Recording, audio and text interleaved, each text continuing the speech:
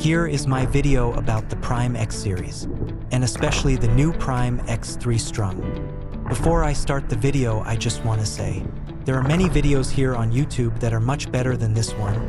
I'm well aware of that, but I'm doing the best I can with the skills I have.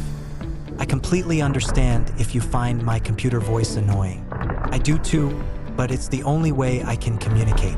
Before I tell you about my thoughts, I just want to mention that I have basically 2 pairs of all my shoes.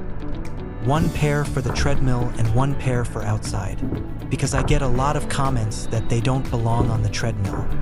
But when you love to run every day and live in Denmark, where there is both lightning and thunder in the summer and ice on the road in the winter, it is an advantage to have a treadmill available. Plus, these pictures of hopefully a little more interesting than just me standing in front of a camera when I can't speak.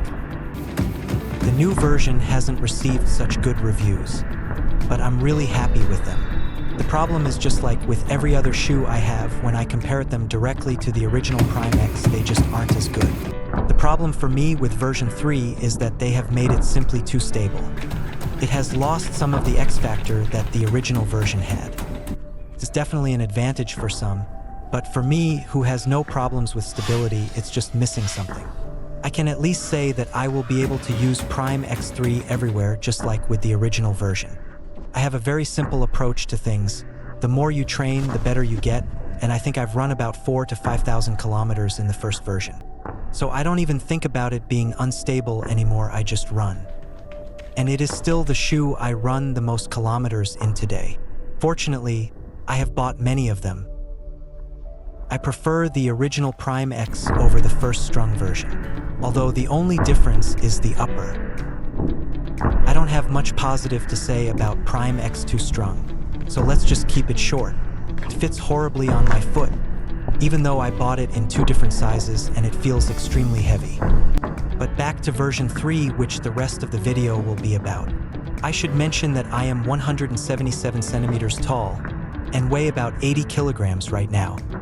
So I weigh a bit more than the fast runners, and that's probably an advantage because this one is, as I said, more stable, which also makes it firmer than the original version. I trained at an okay high level once before I hit my head. Now I just run for fun and drink a little too much Coke and eat a little too much at McDonald's because I didn't do that back then. I have tested it at 12 kilometers to 21 kilometers per hour. I should just mention that I didn't run very far at 21 kilometers per hour. I'm simply not capable of that. But I really think it works well at around 15 to 16 kilometers per hour for me. This is where it really wakes up and gives back some energy. Even though it's not a light shoe, it doesn't actually feel heavy on the foot at this speed. And I have a hope that over time, when it reaches about 200 kilometers, that it will get better and softer. But the most important thing is, it fits really well on my foot and after a longer trip. Like I had yesterday where I ran 25 kilometers. I only had 1 break along the way where I had to rest my arm because I had a cramp. That's a new record for me. But it really has the same ability as the original for me, because when I got out of bed today, my legs felt fresh. And not least my head, which is the most important thing. And I can say that there are a lot of shoes that don't have that ability. So I will definitely buy more of them, and maybe who knows, I will like them even more over time.